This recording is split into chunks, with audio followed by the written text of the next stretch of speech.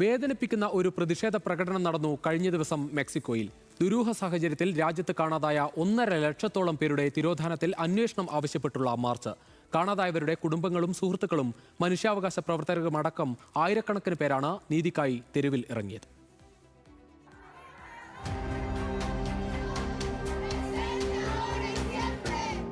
Mexico city, ഗ്വാഡൽജറ, Cordoba നഗരങ്ങളിലെ തെരുവുകളിലൂടെ ആയിരക്കണക്കിന് പേർ നീതി ആവശ്യപ്പെട്ട് മാർച്ച് നടത്തി.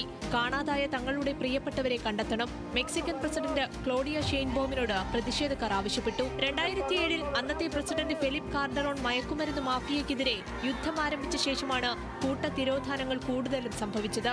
കാണാതായവർ പലരും മയക്കുമരുന്ന് കാർട്ടലുകളിലേക്ക് റിക്രൂട്ട് ചെയ്യപ്പെട്ടവരോ ചെറുത്തുനിൽപ്പിനിടെ കൊല്ലപ്പെട്ടവരോ ആകാമെന്നാണ് നിഗമനം. മയക്കുമരുന്ന് മാഫിയയും സംഘടിത കുറ്റകൃത്യ ഗ്രൂപ്പുകളും ഏറ്റവും അധികമുള്ള രാജ്യമാണ് മെക്സിക്കോ. ഒക്സാക്ക പോലെയുള്ള തെക്കൻ സംസ്ഥാനങ്ങൾ മുതൽ സൊനോറ, ഡുറാങ്കോ എന്നീ വടക്കൻ സംസ്ഥാനങ്ങളിൽ നിന്നുവരെ ആളുകൾ പ്രതിഷേധത്തിനെത്തി. കാണാതായവരുടെ മുഖചിത്രം പതിച്ച പ്ലക്കാർഡുകളുമായാണ് അവർ വന്നത്. പ്രതിഷേധം മെക്സിക്കോ സിറ്റിയിൽ ഗതാഗതം സ്തംഭിപ്പിച്ചു. കാണാതായവർ കൂട്ടക്കുഴിമാടങ്ങളിൽ അടക്കം ചെയ്യപ്പെട്ടോ എന്ന സംശയവുമുണ്ട്. ഇക്കാര്യം രഹസ്യമായി സൂക്ഷിക്കുന്ന സംഘങ്ങളിൽ നിന്ന് വിവരമെടുത്ത് അന്വേഷിക്കാനായി ബസ്കാഡോറുകൾ എന്നറിയപ്പെടുന്ന ഒരു തെരച്ചിൽ സംഘം ഈ കുടുംബങ്ങൾ രൂപീകരിച്ചിട്ടുണ്ട്. വടക്കൻ മെക്സിക്കോയിലെ ഗ്രാമപ്രദേശങ്ങളിലും മരുഭൂമികളിലും കാടുകളിലും സംഘം തെരച്ചിൽ നടത്തി.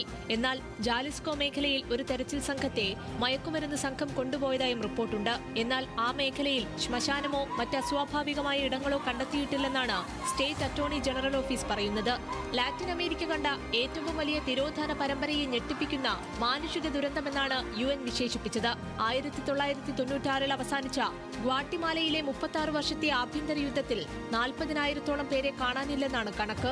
1976-നും 1983-നും ഇടയിൽ അർജന്റീനിയൻ സൈനിക ഭരണത്തിന് കീഴിൽ ഏകദേശം 30,000 പേരെയും കാണുവാനില്ല.